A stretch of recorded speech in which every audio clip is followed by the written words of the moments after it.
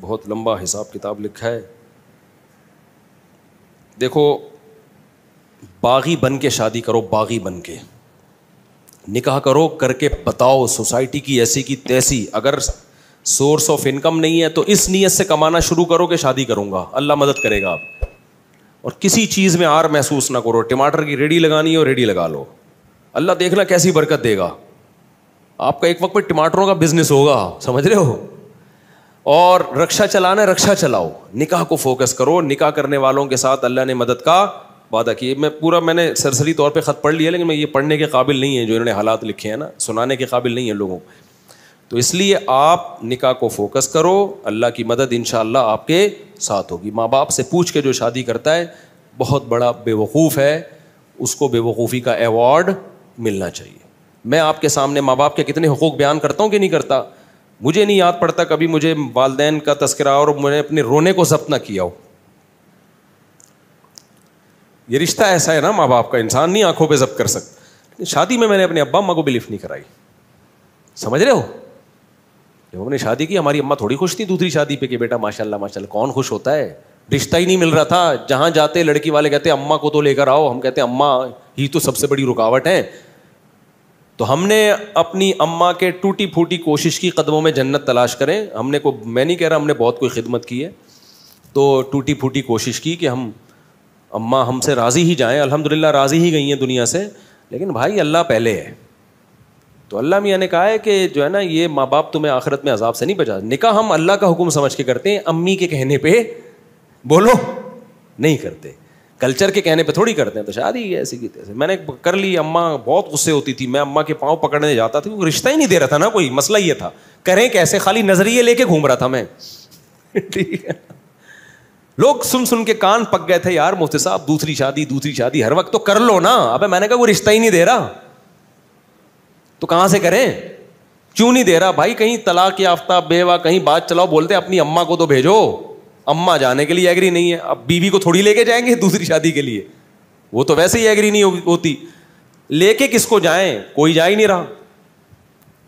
تو بہرحال پھر میرے بڑے بھائی کو ہم نے غیرت ویرت دلائی تھوڑی سی. بڑے بھائی کو نا, ان کو اس وقت تو تھوڑی سی غیرت آئی, جب شادی کے بعد مسائل آئے ہیں نا تو وہی انہوں نے بھی میرے اوپر نزلہ گرایا, یار اس نے مروایا, مجھے بھی اس نے مروا دیا. ان کو نہیں پتا تھا اتنا سخت ریئیکشن ہوگا کہ میں بھی پھنسوں گا اس میں. تو اور میرے دو بھائی آخر میں ایگری ہو گئے تھے, چلو ٹھیک ہے کر لے یار. ایک بھائی نے بات کی جو میری اہلی ہے نا ان کے والدین سے, ہاں چلے ٹھیک ہے اب کرے گا. تو یہ ان کو یہ ڈر تھا کہ یار اگر میں انوالو نہیں ہوں تو پتہ نہیں کہاں کر لے جا کے, یہ کوئی آڑا ترشا کوئی خاندان میں کوئی ایسی چیز نہ ہو. وہ راضی نہیں تھے وہ بھی, لیکن وہ اس لیے ہو گئے کہ یار یہ ڈھیٹ آدمی ہے, یہ کر کے چھوڑے گا.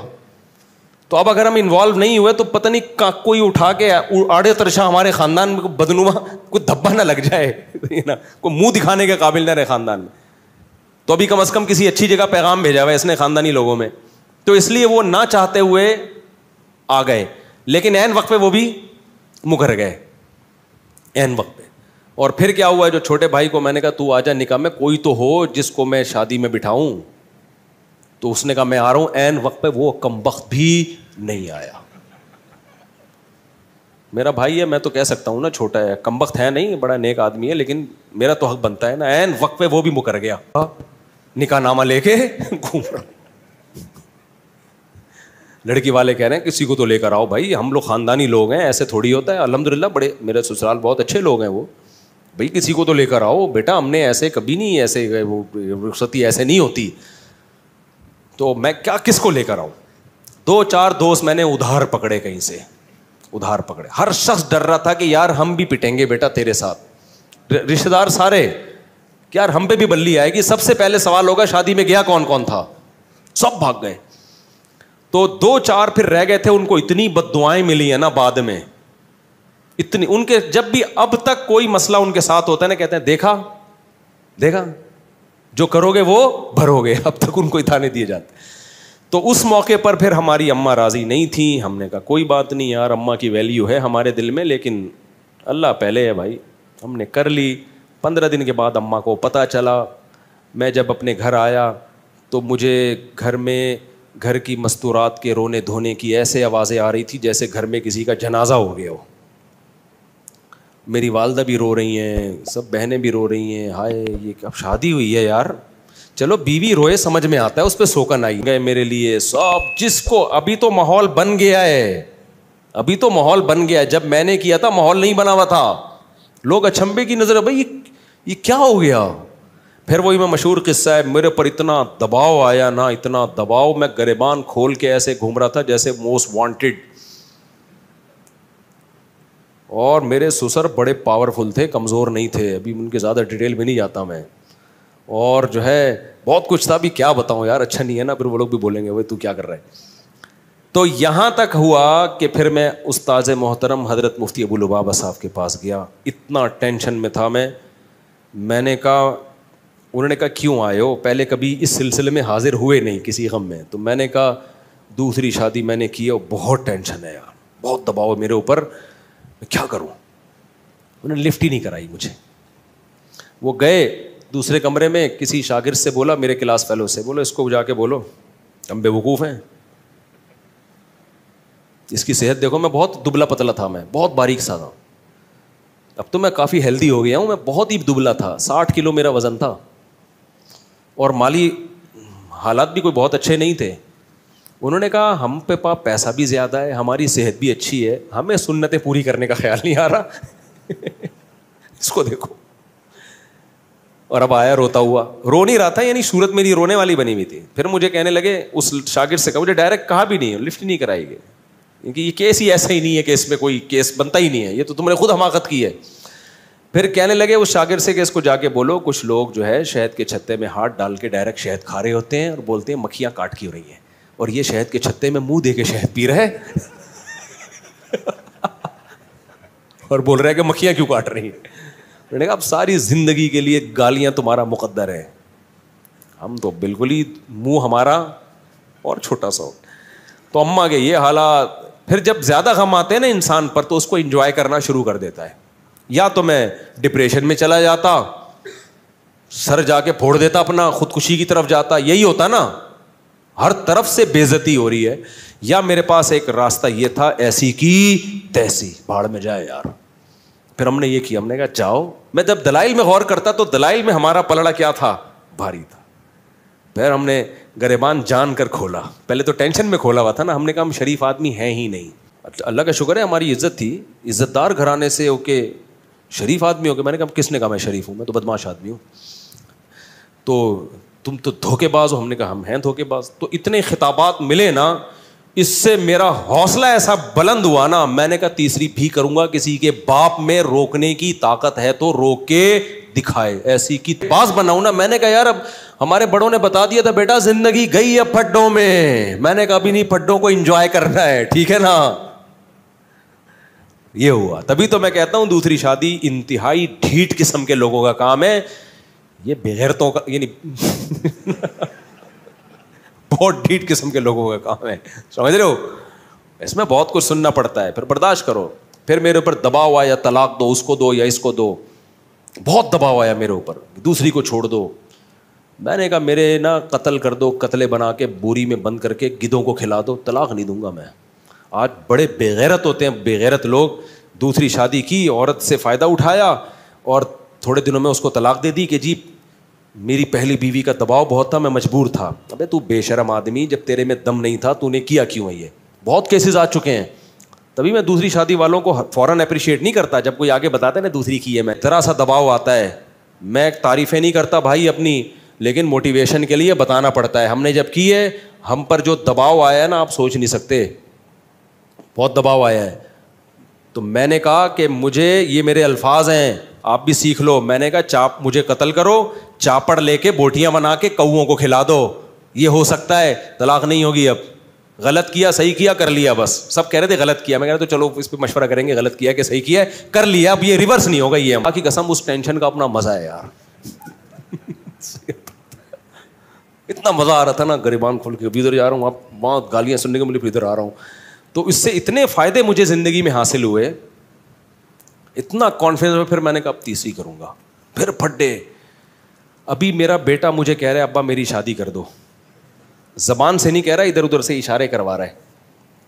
تو میں نے پتہ ہے کیا کہا ہے, میں کر دوں شادی, مجھے کوئی وہ نہیں ہے, میں بچوں کی شادی بر وقت کرنے کا قائل ہوں. ہاں میں لوگوں سے یہ کہتا ہوں کہ بچے میں اگر ذرا سا بھی خطرہ ہے نا کہ باپ پہ بوجھ بنے گا, پھر اپنے خرچے پہ نہیں کرو, کیونکہ بعض بچے ابا کے خرچے پہ کر کے پروڈکٹ ہر سال آتی رہے گی ان کی وہ سارے خرچہ کون اٹھائے گا, وہ اپنی ذمہ داری نہیں اٹھاتے. تو پھر ایسے میں ماں باپ کو کبھی ترغیب نہیں دیتا کہ اپنے خرچے پہ بیٹوں کی شادی کرو. ہاں بیٹا سمجھدار ہے, آپ کو پتا ہے کہ یہ اپنی ذمہ داریاں پوری کرے گا, ابھی بے روزگار ہے, کل روزگار لگ جائے گا, تو پھر باپ کو چاہیے کر دے. لیکن مسئلہ میرے ساتھ ایک یہ آ رہا ہے کہ یار اگر میں اپنی بہو ابھی اسی گھر میں لے آؤں اور ساس بہو کے جھگڑے ہو گئے شروع, تو اپنے جھگڑے تو انسان نمٹا سکتا ہے, دوسروں کے نہیں نمٹا سکتا. تو پھر میں اپنے بارے میں بولتا ہوں تیرا کیا ہوگا کالیا, یعنی میرا کیا ہوگا کالیا, کیونکہ میں نے پہلے دوسری کی, پھر پھٹے ہوئے, پھر تیسری کی, پھر دوبارہ سے دونوں کے الگ سے پھٹے شروع ہو گئے, پھر چوتھی کی, پھر تینوں کے پھٹے.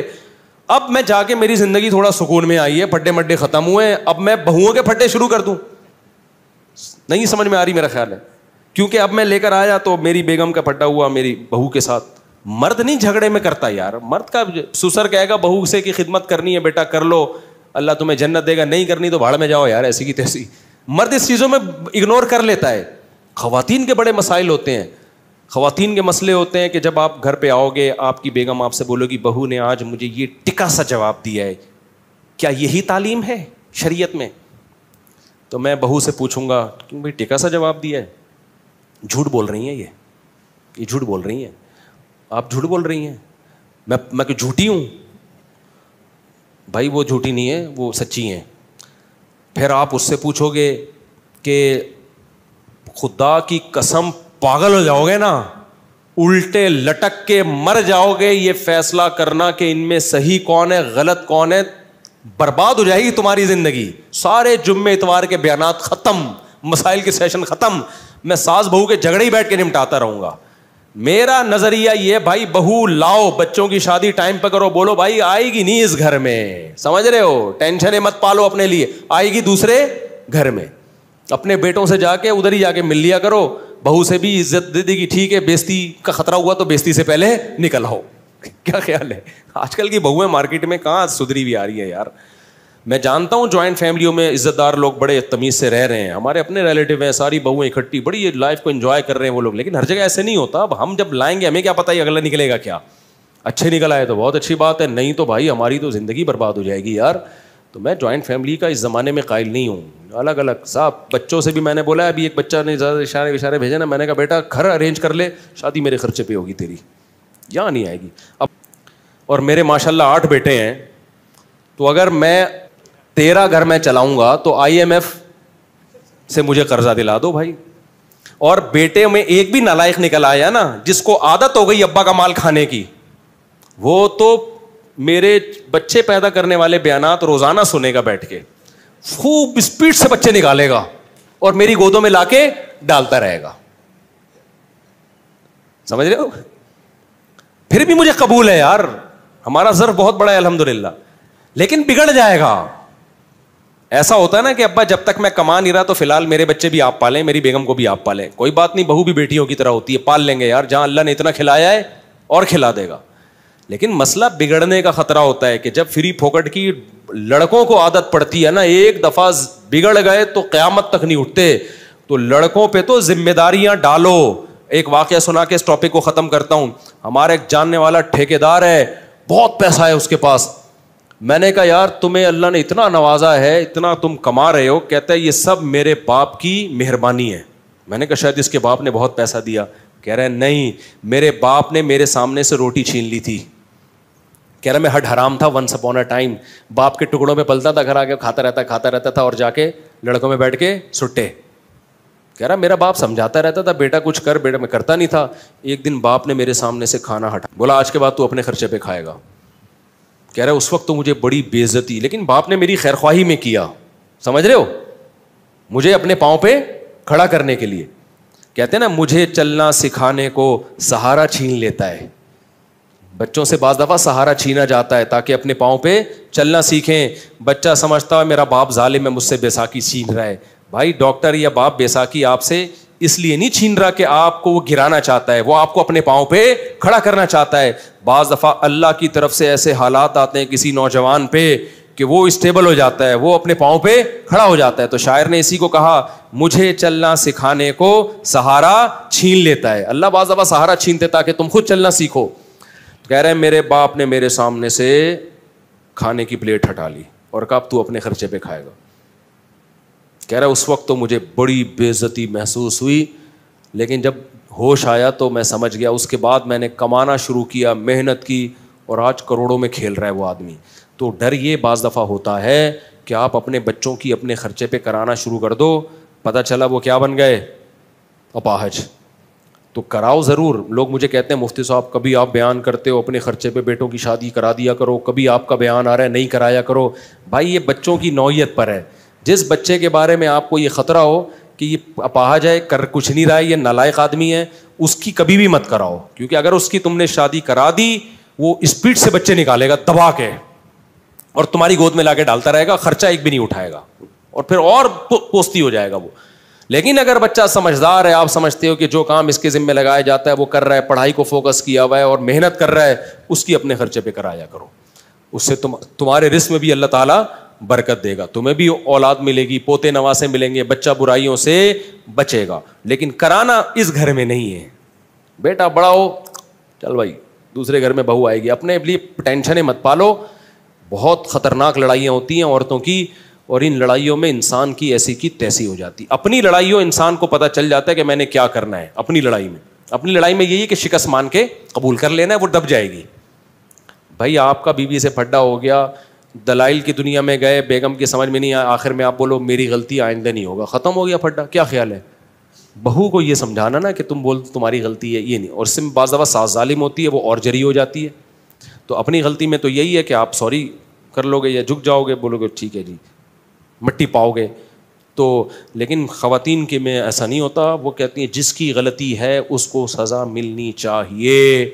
اور کون غلطی مانتا ہے اس زمانے میں؟ وہ ایک آدمی کی شادی ہوئی, 100 سال ہو گئے, بڑا ہینڈسم اسمارٹ نکلا نا وہ.